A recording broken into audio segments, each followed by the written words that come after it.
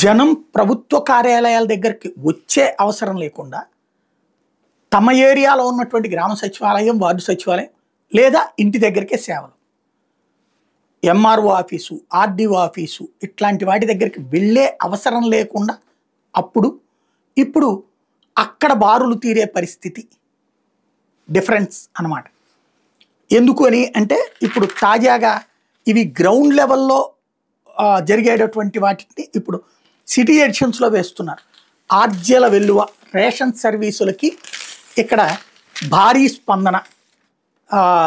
ఇది ఎక్కడ గుంటూరు జిల్లాలో కార్డులో సభ్యుల్ని చేర్చడానికి 25,894 దరఖాస్తులు, కొత్త రేషన్ కార్డు కోసం 6,185, కార్డు విభజన కోసం 3,554, చిరునామా మార్పు కోసం 2,255, కార్డుల్లో సభ్యుల తొలగింపు 1,782, ఆధార్ సరి చేసేందుకు 450, టోటల్గా 40,121. ఇందులో పెండింగ్ 21,273, అంగీకరించినవి కేవలం 16,284. ఇది ఒక్క గుంటూరు జిల్లాకు సంబంధించినటువంటి.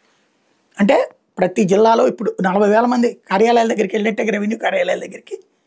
అట్లాగే దాని పేరేంటి కరెంట్ కార్యాలయాల దగ్గరికి పోయి ఆ స్టేట్మెంట్ల కోసం బారులు తీరుతున్నటువంటి పరిస్థితి. జనం అదే సందర్భంలో డబ్బులు తీసుకోవడానికి బ్యాంకుల దగ్గర కూడా, పోస్ట్ ఆఫీస్ దగ్గర కూడా బారులు తీరుతున్నారండి. ఇది చంద్రబాబు గారు ఇచ్చినటువంటి సంక్షేమం వల్ల 2 జరుగుతుంది. జనం రోడ్లెక్కినటువంటి పరిస్థితి.